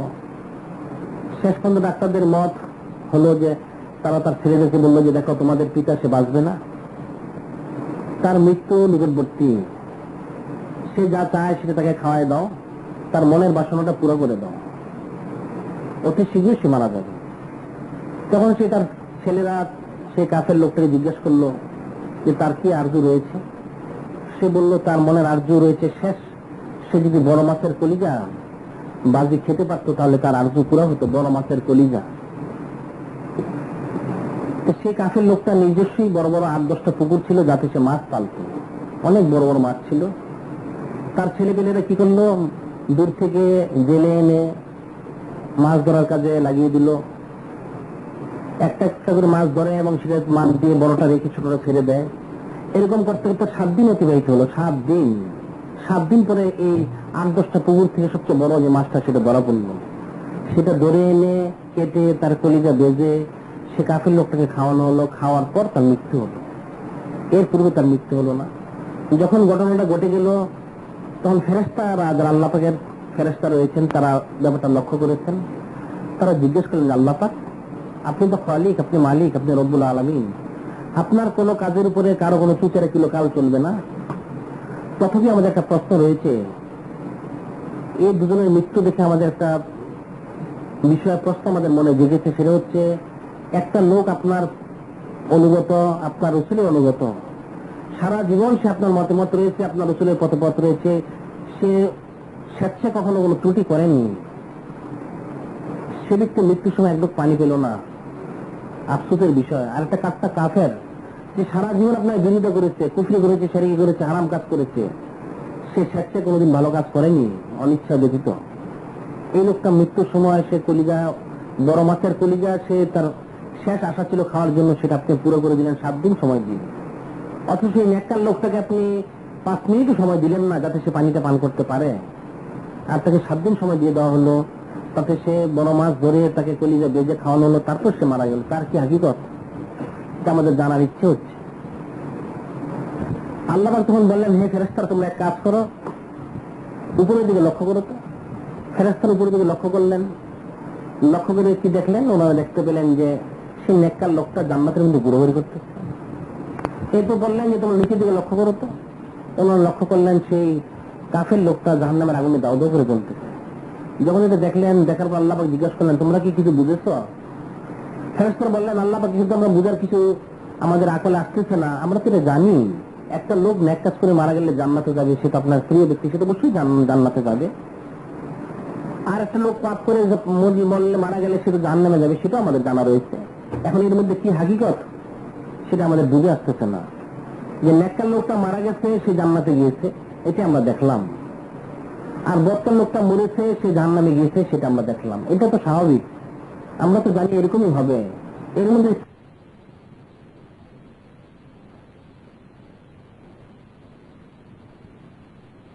নেককার লোকটা জান্নাতে গিয়েছে, বদকার লোকটা জাহান্নামে গিয়েছে, তার মধ্যে হাকিকত রয়েছে এই, সেটা হলো এই যে নেককার লোকটা যে মরেছে পানি পানি করে পানি পায়নি, তাকে 2-1 মিনিট সময় দেওয়া হয়নি পানি পান করার জন্য, এর মধ্যে সে ইন্তেকাল করেছে। তার হাকিকত হচ্ছে এই নেককার লোকটা আমার খুব মহব্বতের ছিল, আমার প্রিয় এবং পছন্দনীয়। সে অবশ্যই আল্লাহওয়ালা ছিল, আল্লাহ আমার ওলি ছিল, সে বন্ধু ছিল। আমি পছন্দ করি নাই সে জাহান্নামের আগুনে পৌঁছুক অথবা জাহান্নামের আগুন এর মধ্যে সে শাস্তি ভোগ করুক, সেটা আমার পছন্দনীয় নয়। তো মানুষ মাত্র কিছু ত্রুটি রয়েছে, তার কিছু ত্রুটি ছিল, ইচ্ছে হোক অনিচ্ছে হোক, তো সেই ত্রুটির জন্য তাকে হয়তো জাহান্নামে দিতে হবে, অন্যথা দুনিয়ায় তাকে কষ্ট দিতে হবে। আমি যেহেতু পছন্দ করি না সে আমার প্রিয় পাত্র সে জাহান্নামে যাক, সেই জন্য মৃত্যুর সময় পানি না পান করায়, এই যে পানির যে কষ্টটা, সেই কষ্ট দিয়ে তার সমস্ত গুনাহখাতাগুলি ক্ষমা করে সরাসরি তাকে জান্নাতে পৌঁছে দিচ্ছে। সুবহানাল্লাহ। দুনিয়ার জিন্দেগিতে আমি তাকে যে কষ্টটা দিলাম, সে কষ্ট দেওয়ার হাকিকত হচ্ছে যে তার কিছু ত্রুটি রয়েছে, সেজন্য সে কিছু কষ্ট ভোগ করবে, এই কষ্ট ভোগ করে সে সরাসরি জান্নাতে চলে যাবে, এবং তাই গিয়েছে। সুবহানাল্লাহ। আর ওই যে কাফেরটা দেখেছো জাহান্নামে আগুনে দাউ দাউ করে জ্বলতেছে, সে তো অনেক সম্পদশালী ছিল, তাকে অনেক টাকা পয়সা দিয়েছিলাম, অঢেল সম্পদ দেওয়া হয়েছিল। সেই সম্পদ থাকার কারণে সে ইচ্ছে হোক অনিচ্ছে হোক কিছু নেক কাজ সে করেছে। যেমন কিছু রাস্তাঘাট তৈরি করেছিল, পানির ব্যবস্থা সে করেছিল, গরিব মিসকিনকে সাহায্য সে করেছিল। তো যেহেতু সে কাঠটা কাফের ছিল জাহান্নামী, আমার এটা পছন্দ কোনো মতেই এটা নয় যে তাকে আমি জান্নাতে দেই, তার জন্য আমি জান্নাতের নেয়ামত হারাম করে দিয়েছি। এখন তার যে পাওনা রয়েছে তার তো বদলা দিতে হবে। যেটা আমার নিয়ম রয়েছে, উসুল রয়েছে, ফামাইয়ুমাল মিসকালা যারাতিন খায়রাইয়ারা ওয়ামাইয়ুমাল মিসকালা যারাতিন শাররাইয়ারা, যে একদিন নেকি করবে সে তার বদলা তাকে দিতেই হবে, পাপ করলে তার সাথে ভোগ করতেই হবে। এখন তার যে কিছু পাওনা রয়েছে সে তাকে দিয়ে দিতে হবে। এখন তার মৃত্যুর সময় তার আশা পুরো করে তার যত পাওনা ছিল সব একসাথে দিয়ে মৃত্যুর সাথে সাথে, যেহেতু সে আমার অপছন্দনীয়, সে আমার শত্রু ছিল, সেজন্য মৃত্যুর সাথে সাথে তাকে আমি জাহান্নামে পৌঁছে দিয়েছি। নাউযুবিল্লাহ। এখন ফিকির এবং চিন্তার বিষয় যে আল্লাহ পাক কাফেরদেরকে অঢেল সম্পদ দিয়েছেন, সুরতান অনেক কিছু দিয়ে দিয়েছেন, তার একমাত্র কারণ হচ্ছে তারা মারা গেলে জাহান্নামে যাবে, জমিনই তাদের ভেষ। আর মুসলমানরা মারা গেলে জান্নাতে যাবে, জমিনই তাদের জন্য কারাগার। আর যেহেতু মানুষ মাত্র মুসলমানের কিছু ত্রুটি হয়ে থাকে, আল্লাহ পাক চান না যে আল্লাহ পাকের বান্দারা যারা আল্লাহ পাকের ঈমান এনেছে, বিশ্বাস স্থাপন করেছে, তারা পরকালে জাহান্নামে যাক, তারা দুনিয়াতে শাস্তি ভোগ করে তারা জান্নাতে চলে যাক সরাসরি। আর যারা কাফের রয়েছে তাদেরকে আল্লাহ পাক চান তারা জমিনের মধ্যে যা করবে তার বদলা নিয়ে সুখ শান্তি কিছু পেয়ে সরাসরি তারা জাহান্নামে চলে যাক, সেটা আল্লাহ পাক চান। সেটাই কোন সময় আয়াতে বলা হয়েছে যে হাকিকত কোন মানুষ যারা দিনদার করে আল্লাহ হবে, দিনের জিন্দি তার কিছু কষ্ট হতে পারে, সেটা একমাত্র কারণ হচ্ছে আল্লাহ রেজামন্দির কারণ, আল্লাহ সন্তুষ্টি হাসিলের জন্যই সেটা তার সহায়ক, ওটা তার জন্য বিপদের কারণ না আপদের কারণে। কারণ আল্লাহ পাক কোন সময় বলেছেন আসা তাকরা ও শাইউ খায়রুল লাকুম আসা তুহিব্বু শাইউ ওয়া শাররুল লাকুম আল্লাহু ইয়ালামু লা তা'লামুন। আল্লাহ বলেছেন সম্ভবত তোমরা যেটা ভালো মনে করে থাকো সেটাই খারাপ, আর তুমি যেটা খারাপ মনে করে থাকো হয়তো সেটাই ভালো। তোমরা জানো না কোনটা ভালো এবং কোনটা মন্দ, তোমাদের সেটা জানা নেই কোনটা ভালো এবং কোনটা মন্দ। কাজী আমি যেটা করে থাকি সেটাই তোমাদের উত্তম এবং শ্রেষ্ঠ, তাই সেটাই তোমাদের মেনে নিতে হবে, সে অনুযায়ী চলতে হবে। কাজী আল্লাহ পাক মুমিনদেরকে যে অবস্থা রেখেছেন সে অবস্থা শুকর আদায় করতে হবে, তবে তাদের মূল দায়িত্ব হবে আল্লাহর মতে মত হওয়ার জন্য, আল্লাহর রাসূলের পথে পথ হওয়ার জন্য কোশিশ করে যাওয়া। কারণ দুনিয়াবী জিন্দেগি তো থাকবে না, দুনিয়াবী জিন্দেগি থাকবে না, যেটা বলা হয়েছে আল্লাহ পাক নিজে বলে দিয়েছেন আল্লাহাকুমুত তাকাসুরু হাত্তা যুরতুমুল মাকাবির, আল্লাহাকুমুত তাকাসুরু হাত্তা যুরতুমুল মাকাবির। আল্লাহ বলেছেন আধিক্যের আগ্রহে মানুষকে মোহগ্রস্ত করে দিয়েছে, হাত্তা যুরতুমুল মাকাবির, কবর জিয়ারত করা পর্যন্ত। কবর জিয়ারত করা পর্যন্ত মানুষকে আধিক্যের আগ্রহে মোহগ্রস্ত করে দিয়েছে, দুনিয়ার মোহে মোহগ্রস্ত করেছে কবর জিয়ারত করা পর্যন্ত, অর্থাৎ মৃত্যু পর্যন্ত। যখন মৃত্যু এসে যায় মানুষের, তখন সে মোহ থেকে ছুটে যায়। আর নাসু নিয়ামুন ইজা মাতু ইনতিবাহু, আল্লাহ বলেছেন আর নাসু নিয়ামুন ইজা মাতু ইনতিবাহু, মানুষ তো ঘুমন্ত রয়েছে, মানুষ ঘুমিয়ে রয়েছে জমিনের মধ্যে। যখন তার মৃত্যু হবে তখন সে সজাগ হবে, তখন তার হাকিকি উপলব্ধি যে ক্ষমতা রয়েছে, শক্তি রয়েছে, সেটা সে তখন সেই হাকিকি উপলব্ধি শক্তি দ্বারা অনুধাবন সে করতে পারবে মৃত্যুর পর, তার পূর্বে নয়। কাজে মানুষ ঘুমন্ত রয়েছে, মৃত্যু তাকে সজাগ করে দিবে, তারপর সে হাকিকত বুঝতে পারবে। কাজে সেটাই বলা হয়েছে আল্লাহকুমুত তাকাসুর হাত্তা যুরতুমুল মাকাবির, যে মানুষকে দুনিয়ার মোহে মোহগ্রস্ত করে দিয়েছে, আধিক্যের আগ্রহে মানুষকে মোহগ্রস্ত করে দিয়েছে, মানুষ হুঁশ হারা হয়ে গিয়েছে। তবে কবর জিয়ারত করলে, অর্থাৎ মৃত্যু হলে কবরস্থানে যখন সে গিয়ে পৌঁছবে, তখন সে হাকিকত, তখন সে সব বুঝতে পারবে, তখনই তার হাকিকত ফয়সালা, হাকিকি ফয়সালা তার হয়ে যাবে। এর পূর্বে তার হাকিকি ফয়সালা হবে না, কারণ যতদিন যাবে তত সে মোহে মোহগ্রস্ত হতেই থাকবে। যেটা আল্লাহ পাক অন্য আয়াতে এবং আল্লাহ রাসূল হুজুর পাক সাল্লাল্লাহু আলাইহি ওয়াসাল্লাম হাদিসে উল্লেখ করেছেন। হাদিস উল্লেখ করেছেন লাউকানা লিবনে আদম ওদিয়ান মিন মালিন লাবতাগা সালিসা লা ইয়ামলাউ যাফিন নাদাম ইল্লা তুরাব। লাউকানা লিবনে আদম ওদিয়ান মিন মাল লাবতাগা সালিসা, আদম সন্তানের যদি 2 উপত্যকা, 2 পাহাড় পরিমাণ স্বর্ণ থাকে, আদম সন্তানের যদি 2 পাহাড় পরিমাণ স্বর্ণ থাকে, মাল থাকে, সে তৃতীয় আরেকটা উপত্যকা দখল করার জন্য কোশিশ করতে থাকে। কি করে আরেকটা উপত্যকা হাসিল করা যেতে পারে? লা ইয়ামলাউ যাফিন নাদাম ইল্লা তুরাব, আদম সন্তানের পেট মাটি ছাড়া ভরবে না, আদম সন্তানের পেট মাটি ছাড়া কখনোই ভরবে না। অর্থাৎ মাটি অর্থ মৃত্যু, কবরস্থান ব্যতীত আদম সন্তানের পেট কেউ ভরতে পারবে না। আদম সন্তানের মধ্যে যে খাসলত রয়েছে সেটা হলো মৃত্যু ব্যতীত সে খাসলত তার দূর হবে না, অর্থাৎ সে চাইতেই থাকবে একটার পর একটা, মৃত্যু পর্যন্ত চলতেই থাকবে। মৃত্যু যখন এসে যাবে তার সমস্ত আশা, তার আকাঙ্ক্ষা, তার চাহিদা সব পুরো হয়ে যাবে কবরস্থানে পৌঁছার সাথে সাথেই। এই প্রসঙ্গে বলা হয় যে মানুষের আশা আকাঙ্ক্ষা কতটুকু, মানুষ কতটুকু চায়, মানুষ কতটুকু আল্লাহ পাকের কাছে আরজু করে। বলা হয়েছে এক লোক, অনেক আগেকার ঘটনা, এক লোক জিনিসপত্র যখন খুব কম ছিল দাম, সে বাজারে গিয়েছে কিছু মাল সামানা খরিদ করবে। সে জরুরত মনে করে সে বাজার থেকে 1 কলসি তেল খরিদ করলো, 1 কলসি তেল সে খরিদ করলো আটানা দিয়ে, 1 কলসি তেল সে খরিদ করলো আটানা দিয়ে। খরিদ করে সে লোক মনে করলো যে 1 কলসি তেলটা হাতে করে আনা কঠিন, একটা মিন্তি বা কুলির দরকার রয়েছে। সে মিন্তি বা কুলি তালাশ করতে লাগলো, একটা মিন্তি বা কুলি সে তালাশ করতে লাগলো। তো তালাশ করতে করতে একটা তার মিন্তি পাওয়া গেল। তাকে সে জিজ্ঞাসা করলো যে তুমি আমার এই তেলের কলসিটা আমার বাড়িতে পৌঁছে দিতে পারবে কি? সে মিন্তি বললো যে হ্যাঁ, এটাই আমার কাজ, আমি এটাই করে থাকি, আমার পেশা, যদি আপনি আমাকে দেন আমি অবশ্যই পৌঁছে দিব। তখন সেই তেলের মালিক সে বলল কত দিতে হবে তোমাকে? তুমি বেশিতে 1 পয়সা দিলেই চলবে। সে রাজি হয়ে গেল। মিন্তির মাথায় সে তেলের কলসিটা তুলে দিল। রাস্তা চলতে থাকলো তারা পর্যায়ক্রমে। বৃষ্টি হওয়ার কারণে রাস্তা ছিল খুব স্বেচ্ছেদে কাদা যুক্ত ছিল, রাস্তা খুব পিছল ছিল, সহজে একটা লোক পিছলে যেতে পারে এমন রাস্তা ছিল। সতর্কতার সহিত তারা চলতে থাকলো। কিন্তু যে লোকটা যে কলি তার মাথায় নিয়েছে, ওই তেলের, সরিষার তেলের যে কলসি যে মাথায় নিয়েছে, খুব মনোযোগ দিয়ে শুনবেন তাহলে বুঝতে সহজ হবে। যে মাথায় নিয়েছে, সে মাথায় নেওয়ার পরে সে ফিকির করতে থাকলো ওই লোকটা যে আজকে সকালে আমি যে পয়সা পেয়েছি আমার সংসার চলার জন্য এটাই যথেষ্ট, আজকের জন্য, আজকের পয়সা লাগবে না, আজকের সংসারের খরচ আমার উঠে গেছে। একটু সামনের দিকে চেপে বসেন। আজকের সংসারের খরচ আমার উঠে গেছে, এখন আমি যে পয়সাটা পাবো 1 পয়সাটা আমি কি করবো? সে ফিকির করতে লাগলো এই পয়সাটা কি করা যেতে পারে। ফিকির করতে করতে তার মনের মধ্যে উদিত হলো যে তাহলে এক কাজ করা যেতে পারে, এই পয়সা দিয়ে কিছু ডিম কিনা যেতে পারে, কিছু ডিম খরিদ করা যেতে পারে, যেহেতু এটা অতিরিক্ত। ডিম খরিদ করে সেটা রাখবো, ডিমের থেকে অনেক বাচ্চা হবে, মুরগি হবে, মুরগি বৃদ্ধি হতে তো অনেক হয়ে যাবে।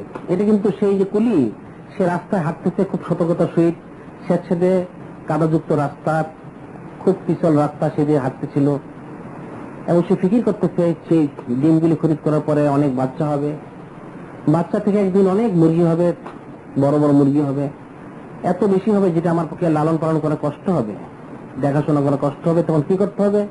মুরগিগুলি বিক্রি করে ছাগল কিনতে হবে। তখন আস্তে আস্তে সেই ছাগলগুলি অনেক আরো ছাগল হবে, বাচ্চা হবে, এত বেশি হয়ে যাবে যেটা আমার জন্য লালন পালন করা কষ্ট হবে, দেখাশোনা করা। তখন সেগুলো আমি বিক্রি করে গরু গাভী কিনবো। তো গাভী আস্তে আস্তে অনেক হয়ে যাবে, অনেক গাভী হয়ে যাবে। তখন গাভীগুলিও আমার জন্য লালন পালন করা কষ্ট হবে। তখন আমি সেটা বিক্রি করে দিব, সমস্ত গরু ছাগল যা রয়েছে, গাভী বিক্রি করে দিয়ে আমার অনেক টাকা হবে। এই শহরের মধ্যে এটি সবচেয়ে বড় বাজার। এই বাজারের মধ্যে একটা দোকানের দাম হচ্ছে লাখ টাকা, 1 লক্ষ টাকা একটা দোকানের দাম, বড় দোকানের দাম। 1 লক্ষ টাকা দিয়ে আমি একটা দোকান কিনবো। একটা দোকান কিনলে বেচে কিনে অনেক হবে, আমি অনেক ধনী হয়ে যাব, অনেক ধনী হয়ে যাব। এই শহরের মধ্যে যারা বিশিষ্ট ধনী তাদের মধ্যে আমি একজন হব। যেহেতু আমি এখনো বিয়ে শাদী করিনি, তখন এই শহরের যিনি প্রধান রয়েছেন তার মেয়েকে বিয়ে করার প্রস্তাব দিব। সে তো সহজে রাজি হয়ে যাবে, যেহেতু আমার এত সম্পদ, এত টাকা পয়সা দেখে সে রাজি হয়ে যাবে। রাজি হয়ে সে তার মেয়ে আমার কাছে বিয়ে দিবে, বিয়ে করব। তো কিছুদিন পর একটা সন্তান হবে। সে চলতেছে আর ফিকির করতেছে, যখন সন্তান হবে তখন সন্তানটা আমাকে খাওয়ার জন্য বলবে। সে কিছুদিন তারপর হওয়ার পরে কথা বলবে, কথা শিখবে, কথা শিখলে সে আমাকে বলবে একদিন খাওয়ার জন্য। তখন সে মিনতি ফিকির করতেছে, সন্তান যখন আমাকে বলবে খাওয়ার জন্য, তখন আমি অভিমান করব, অভিমান করে বলবো খাবো না। রাস্তা তো খুব ছিল কাদাযুক্ত। সে যখন খাবো না বলে তার পাটা সামনের দিকে বাড়িয়ে দিয়েছে, তার মাথায় কলসি বড়া সরিষার তেল, ওজন রয়েছে অনেক, আর এক পাশে তুলে ফেলেছে, এক পা ছিল স্লিপ করে সে পড়ে গেছে। এটা যখন সে বলল, তার ছেলে যখন তাকে খাদ্যের জন্য তাকে বলবে, বারবার তাকে বলতে থাকবে খাওয়ার জন্য, অনুরোধ করতে থাকবে, তখন সে অভিমান করে বলবে আমি খাবো না বলে পাটা দিয়ে সে সামনের দিকে ধাক্কা দিবে। এই বলে সে পা তুলে ফেললো, সে পিছলিয়ে পড়ে গেল। পড়ে যাওয়ার কারণে তার মাথায় যেহেতু তেলের কলসি ছিল, কলসিটা মাটিতে পড়ে গেল, বিকট আওয়াজে কলসিটা ভেঙে গেল, তেলগুলি জমিনে পড়ে গেল।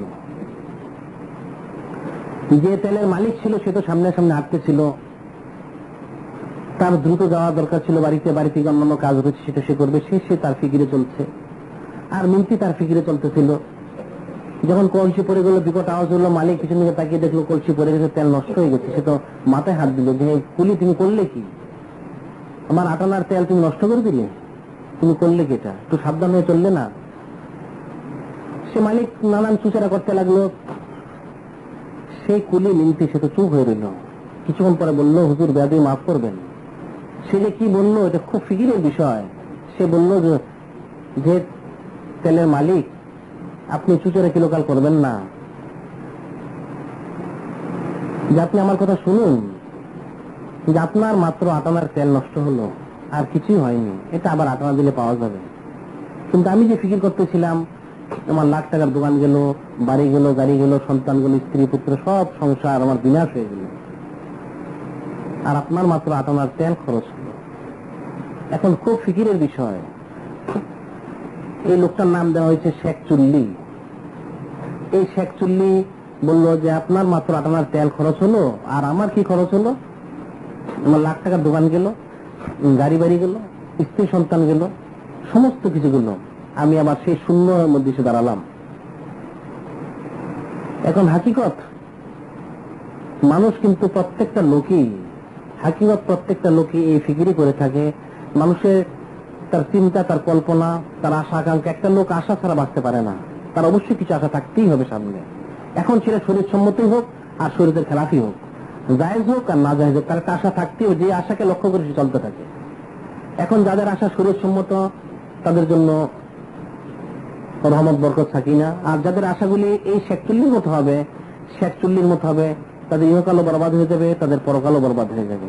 যেমন শেখচুল্লি সব বরবাদ হয়ে গেল, চোখের পলকে সমস্ত কিছু ধ্বংস হয়ে গেল, ঠিক এই লোকটারও যেমন সব ধ্বংসিক তদ্রুপ যারা এভাবে ফিকির করবে, এভাবে চিন্তা করবে, তাদের ইহকাল এবং পরকালও ধ্বংস হয়ে যাবে। এটা খুব ফিকিরের বিষয়, যেটা আল্লাহ পাক বলে দিয়েছেন। আল্লাহ পাক যে বলে দিয়েছেন আধিক্যের আগ্রহ মানুষকে মোহগ্রস্ত করে দেয়। কবর জিয়ারত না করে বলতে সে তার কোনো উদ্যান নেই। আল্লাহ রাসূল বলেছেন আদম সন্তান একটা পাওয়ার পর আরেকটা তালাশ করে, একটার পর আরেকটা তালাশ করে, করতেই থাকে, কিন্তু শেষ পর্যন্ত সে তার মন্দিরে মুক্তি পৌঁছতে পারুক আর না পারুক, তার আশা আকাঙ্ক্ষা কিন্তু শেষ হয় না মৃত্যু পর্যন্ত। যখন তার মৃত্যু হয়ে যায় তখন সে তার আশাও বন্ধ হয়ে যায়, তার আশা আকাঙ্ক্ষা সেটা রদ হয়ে যায়। যেন আল্লাহ পাক কোরআনে বলেছেন, দেখো হাকিকত, মান কানা ইউরিদু হারসাল আখিরাত, মান কানা ইউরিদু হারসাল আখিরাতে নাজিদ লাহু ফি হারসিহি, মান কানা ইউরিদু হারসাদ দুনিয়া নুতিহি মিনহা ওয়া মা লাহু ফিল আখিরাতি মিন নাসিব। আল্লাহ পাক বলেন কোন ছবি, দেখো, মান কানা ইউরিদু হারসাল আখিরাতে নাজিদ লাহু ফি হারসিহি, মান কানা ইউরিদু হারসাল আখিরাতে নাজিদ লাহু ফি হারসিহি ওয়া মান কানা ইউরিদু হারসাদ দুনিয়া নুতিহি মিনহা ওয়া মা লাহু ফিল আখিরাতি মিন নাসিব। যে আল্লাহ পাক বলেন যে দেখো, যে ব্যক্তি পরকাল চায়, যে ব্যক্তি পরকাল চায়, হারসাল আখিরাত নাজিদ লাহু ফি হারসিহি, সে যতটুকু তালাশ করে থাকে, যতটুকু সে চেয়ে থাকে, যতটুকু সে চেয়ে থাকে আখিরাত থেকে আমি তার চেয়ে তাকে বেশি, নাজিদ লাহু তার চেয়ে বেশি দিয়ে থাকি। সে যা চেয়ে থাকে তার চেয়ে বেশি দিয়ে থাকি। ওমান কানা ইউরিদু হারসাদ দুনিয়া নুতিহি মিনহা, আর সে দুনিয়া থেকে যা চেয়ে থাকে আমি তার থেকে যতটুকু সে চাক না কেন যত সামান্য আমি তাকে দিয়ে থাকি, যত সামান্য তাকে দিয়ে থাকি। ওমা লাহু ফিল আখিরাতি মিন নাসিব, এবং সে দুনিয়া তো আমার কাছে চাইলো, চাওয়ার পরিবর্তে আমি তাকে দুনিয়া দিয়ে দিলাম, কিন্তু দুনিয়া সে যত সামান্য পেল, কিন্তু ওমা লাহু ফিল আখিরাতি মিন নাসিব, সে যেহেতু পরকাল চাইনি, দুনিয়া চেয়েছে, আমি তাকে দুনিয়া দিয়েছি যত সামান্য, পরকালে তার জন্য কোনো অংশ রইল না, পরকালে তার জন্য জাহান্নাম ব্যতীত আর কোনো অংশ তার রইল না। পরকালে শুধু তার জন্য জাহান্নামই থাকবে, আর কিছু সে পাবে না, কোনো ফায়দা, কোনো আরাম, সুখ, ভোগ, শান্তি সে পাবে না। কিন্তু যে আল্লাহ পাককে চায়, পরকালকে চায়, সে যতটুকু চায় আমি তার চেয়ে বেশি দিয়ে থাকি। এই প্রসঙ্গে বলা হয়েছে হাদিস শরীফে আল্লাহ রাসূল হুজুর পাক সাল্লাল্লাহু আলাইহি ওয়াসাল্লাম বলেন যে দেখো, একটা লোক যে নিম্ন বেহেশতি, একটা লোক যে নিম্ন বেহেশতি, সে কমপক্ষে এই দুনিয়ার 10টা দুনিয়ার সমান সে পাবে। সুবহানাল্লাহ, কমপক্ষে 10টা দুনিয়ার সমান সে পাবে। আর তার খাদেম কমপক্ষে 80,000 গেলমান হবে, কমপক্ষে 80,000 গেলমান তার খাদেম হবে। আর এই 10 দুনিয়ার সমান সে কমপক্ষে পাবে সম্পদ। যে সবচেয়ে নিম্ন বেহেশতি, যে সবচেয়ে নিম্ন বেহেশতি, সে 10 দুনিয়ার সমান পাবে এবং 80,000 তার খাদেম থাকবে। আর বর্তমান দুনিয়ায় যে সবচেয়ে ধনী ব্যক্তি, তার সম্পদ কত? $2,000 কোটি মাত্র। $2,000 কোটি মাত্র সবচেয়ে যে ধনী পৃথিবীতে বর্তমানে তার সম্পদ। তাহলে বোঝা যাচ্ছে সে তেমন কিছুরই সে মালিক নয়।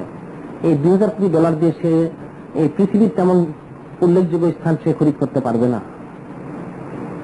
মাত্র $2,000 কোটি মালিক, সারা পৃথিবীর সে মালিক হতে পারেনি। যত সামান্য কিছু মালিক সে হয়েছে, পৃথিবীর শ্রেষ্ঠ সে ধনী। অথচ পরকালের সবচেয়ে বেহেশতের যে সবচেয়ে নিম্ন বেহেশতি যিনি হবেন, উনি এই দুনিয়ার মধ্যে 10টা দুনিয়ার মালিক হবেন। সুবহানাল্লাহ। এখন সেটা আল্লাহ বলেছেন, মান কানা ইউরিদু হারসাল আখিরাতি নাজিদ লাহু ফি হারসিহি ওয়া মান কানা ইউরিদু হারসাদ দুনিয়া নুতিহি মিনহা। দুনিয়া সে যতই তালাশ করতে গেল তার থেকে যত সামান্য দেওয়া হবে, আর পরকালে সে যেটাই চাকতে গেল তাকে কমপক্ষে 10 দুনিয়া দেওয়া হবে। সে যা চায় তার চেয়ে বেশি দিব, তার চেয়ে বেশি। যেমন আল্লাহ পাক অন্যায়তে বলেছেন, ওয়ালাকুম ফিহা মা তাশতাহি আনফুসুকুম ওয়ালাকুম ফিহা মা তাদউন নুসুলাম মিন গাফুরির রহিম।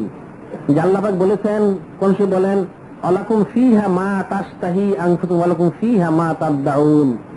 যে বেহেশতে যখন মানুষ যাবে, বান্দারা যখন যাবে, তখন সে অনেক কিছু দেখবে, যেটাই সে মুখে বলবে, সেটাই আল্লাহ পাক সাথে সাথে তাকে দিয়ে দিবেন। শুধু তাই নয়, এমনকি সে কোনো জিনিস দেখে যদি মনে মনে আরজু করে, যেমন একটা পাখি উড়ে যাচ্ছে, সে মনে মনে খেয়াল করলে পাখিটার সুখ খেলে খুব ভালো লাগতো, ওটা আস্তে আস্তে সুখ হয়ে তার মুখে প্রবেশ করবে। সুবহানাল্লাহ। ওয়ালাকুম ফিহা মা তাশতাহি আনফুসুকুম ওয়ালাকুম ফিহা মা তাদউন নুজুলাম মিন গাফুরির রহিম। আল্লাহ পাকের তরফ থেকে কুদরতি মেহমানদারি চলবে সে বেহেশতের মধ্যে। যারা ঈমানদার হবে, যারা দুনিয়ার মোহগ্রস্ত হয়নি, তাদের জন্য আল্লাহ পাকের তরফ থেকে মেহমানদারি চলবে। কাজেই দুনিয়া সে যতটুকু চেয়েছে ততটুকু সে পায়নি, কেউ পাবে না, কেউ পাবে না। আর পরকালে সে যতটুকু চেয়েছে তার চেয়ে অনেক অনেক বেশি আল্লাহ পাক থেকে দান করবেন। এই প্রসঙ্গে বলা হয় যে একদিন আল্লাহ রাসূল সাইয়্যিদুল মুরসালিন, ইমামুল মুরসালিন, খাতামুন নবীন হুজুর পাক সাল্লাল্লাহু আলাইহি সাল্লাম একটা গোল চক্কর দিলেন, একটা দায়রা আঁকলেন, একে মধ্যে একটা পয়েন্ট দিলেন, এর থেকে কিছু রেখা আঁকলেন, সেই চক্কর থেকে অনেক লম্বা। যখন আঁকলেন তখন হযরত সাহাবায়ে কিরাম রাদিয়াল্লাহু তাআলা বলেন, ইয়া রাসূলুল্লাহ, ইয়া হাবিবাল্লাহ সাল্লাল্লাহু আলাইহি সাল্লাম, এটা আপনি কি আঁকলেন, আমরা বুঝতে পারলাম না সেটা। তখন আল্লাহর হাবিব সাইয়্যিদুল মুরসালিন, ইমামুল মুরসালিন, খাতামুন নবীন হুজুর পাক সাল্লাল্লাহু আলাইহি ওয়াসাল্লাম বললেন, দেখো এই পয়েন্ট যেটা দেওয়া হয়েছে সেটা হচ্ছে মানুষের জন্মস্থান, আর আমি গোল চক্কর যেটা দিয়েছি সেটা তার মৃত্যুর স্থান, অর্থাৎ তার হায়াত এতটুকু। আর লম্বা লম্বা যে আগগুলো আমি দিয়েছি এগুলি তার লম্বা লম্বা আশা আকাঙ্ক্ষা, অনেক লম্বা লম্বা তার আশা আকাঙ্ক্ষা। সে মনে করে এটা করবে সেটা করবে ইত্যাদি ইত্যাদি সে করবে, কিন্তু মৃত্যু তার এক সময় এসে যাবে, যার কারণে তার সেই লম্বা আশাগুলি আর কখনোই পূরণ হবে না। সে আশা নিয়েই থাকবে, কিন্তু তার লম্বা আশাগুলি কখনোই পূরণ হবে না।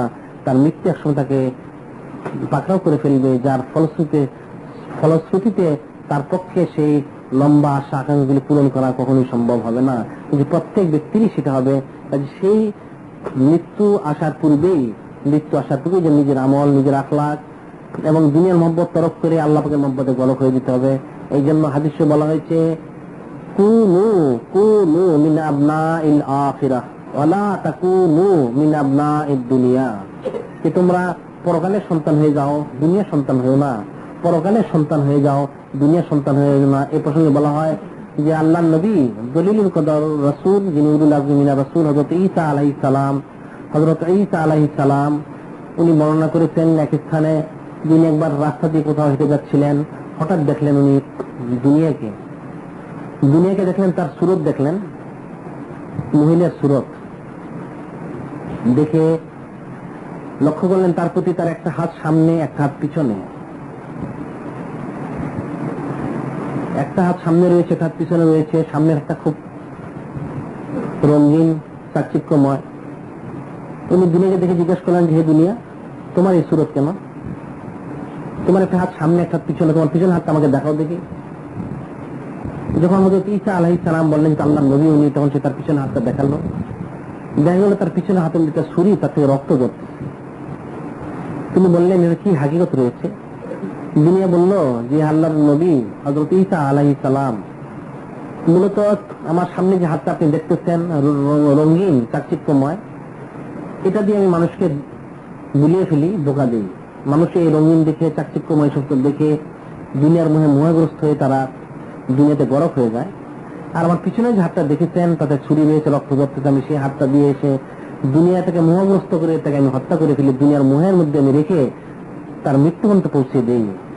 সেই রক্ত আমার সেই ছুরি থেকে ঝরতেছে। সে বান্দারা দুনিয়ার মোহগ্রস্ত হয়ে যায় এবং সে অবস্থা ইন্তেকাল করে, যার ফলশ্রুতিতে সে জান্নাতে না গিয়ে জাহান্নামে যায়। মূলত দুনিয়া সেটাই চায়, দুনিয়া মানুষকে মোহগ্রস্ত করে আল্লাহ থেকে গাফেল করে দিয়ে গাড়ির মধ্যে মশগুল করে মৃত্যু পর্যন্ত পৌঁছে দেয়, যার ফলশ্রুতিতে সেই বান্দা এবং সেই ব্যক্তি নাজাত না পেয়ে জাহান্নামে গিয়ে পৌঁছে।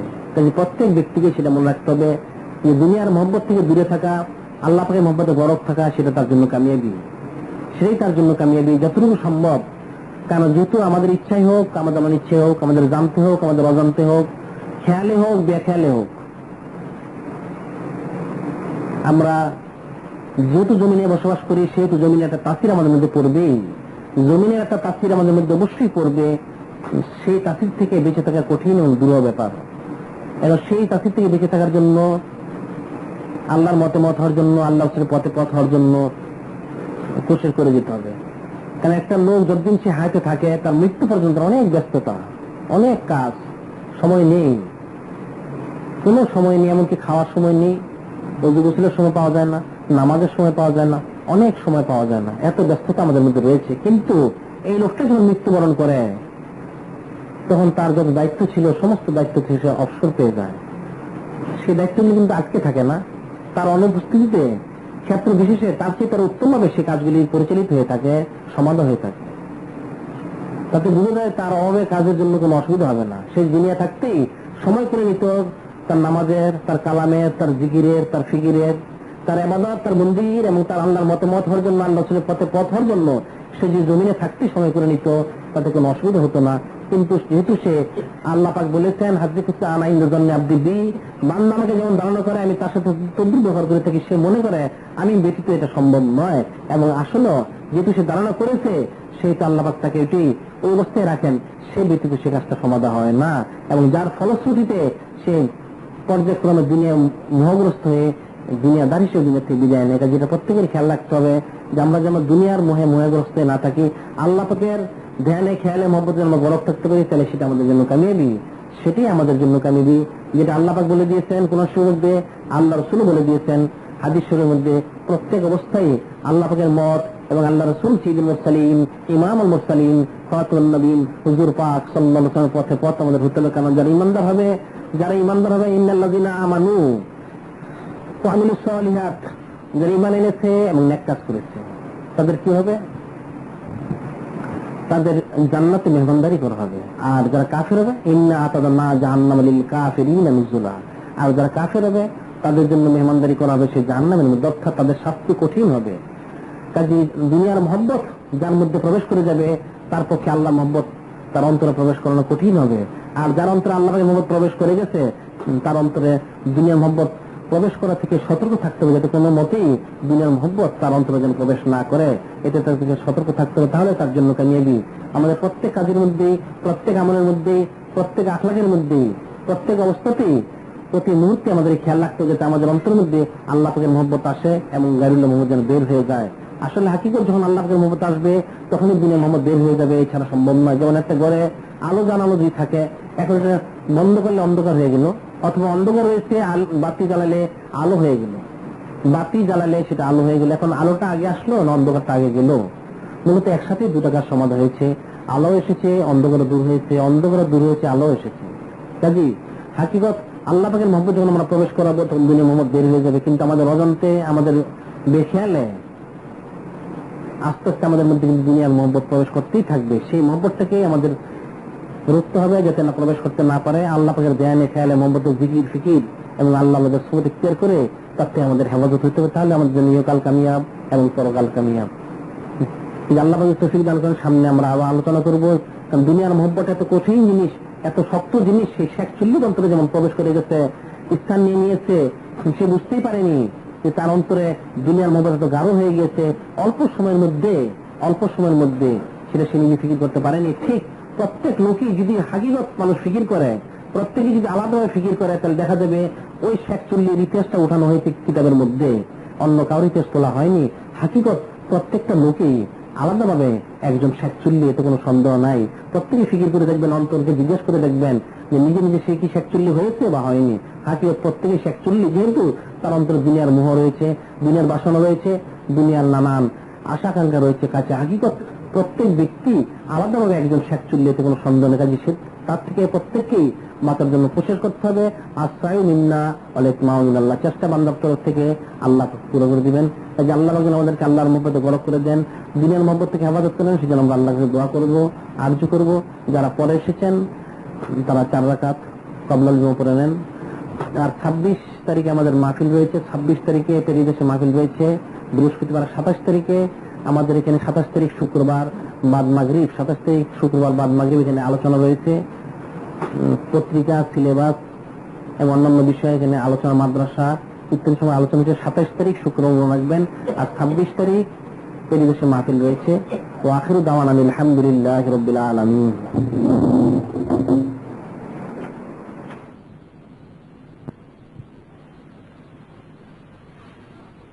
ये नाते